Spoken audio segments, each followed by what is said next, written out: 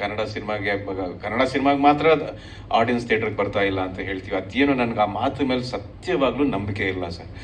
ಒಳ್ಳೆ ಸಿನಿಮಾ ಆದಾಗ, ಆಡಿಯನ್ಸ್ಗೆ ಇಷ್ಟ ಆಗೋ ಒಂದು ಸಿನಿಮಾ ಬಂದಾಗ ಖಂಡಿತ ಥಿಯೇಟ್ರಿಗೆ ಬರ್ತಾನೆ ಇರ್ತಾರೆ. ಆಮೇಲೆ ನೀವು ಎಷ್ಟು ಪ್ರೆಸ್ ಮೀಟ್ಗೆ ಹೋಗ್ತೀರಾ, ಎಷ್ಟು ಸಿನಿಮಾಗಳನ್ನ ನೋಡ್ತೀರಾ, ಅಲ್ಲಿ ನಿಮಗೆ ಸಿನಿಮಾ ಬಗ್ಗೆಗೆ ಒಂದು ಆ ಸಿನಿಮಾದ ಗುಣ ನಿಮಗೆ ಗೊತ್ತಾಗ್ತಾ ಹೋಗುತ್ತೆ. ನೀವು ಸಪೋರ್ಟ್ ಮಾಡ್ತಾನೆ ಬಂದಿದ್ದೀರಾ.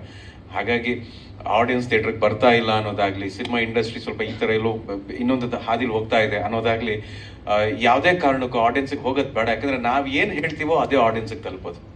ನಾವೇನು ಸಿನಿಮಾದಲ್ಲಿ ತೋರಿಸ್ತೀವೋ ಅದನ್ನು ಆಡಿಯನ್ಸ್ ಸಿನಿಮಾ ಅಂತ ನೋಡಿ ಇಷ್ಟಪಡ್ತಾರೆ, ಅಥವಾ ಅದ್ರ ಬಗ್ಗೆ ಏನಾದ್ರು ಕರೆಕ್ಷನ್ ಹೇಳ್ತಾರೆ.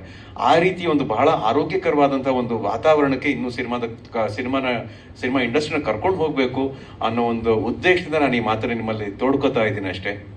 ನಾನು ಉಷಾಕಾಗಿ ಥ್ಯಾಂಕ್ಸ್ ಹೇಳಬೇಕು, ಗೋಪಾಲ್ ಸರ್ಗೆ ಥ್ಯಾಂಕ್ಸ್ ಹೇಳಬೇಕು. ಆಮೇಲೆ ಇಲ್ಲಿ ಸಪೋರ್ಟ್ ಮಾಡೋಕ್ಕೆ ಬಂದಿರೋ ನಿಮ್ಗೆಲ್ರಿಗೂ ನಾನು ಹೃತ್ಪೂರ್ವಕವಾಗಿ ಧನ್ಯವಾದನ ಹೇಳ್ತೀನಿ. ಆ್ಯಂಡ್ ನಮಗೆ ಆತ್ಮೀಯವಾಗಿ ಸಾಗರ್ ಅವ್ರು ಬಂದಿದ್ದಾರೆ ನಮ್ಮನ್ನು ಸಪೋರ್ಟ್ ಮಾಡೋದಕ್ಕೆ. Thank you so much Sagar. It really means a lot. ಈ ಥರ ಸಪೋರ್ಟ್ಗಳು ನಮಗೆ ಸಿಗೋದು ಸಹ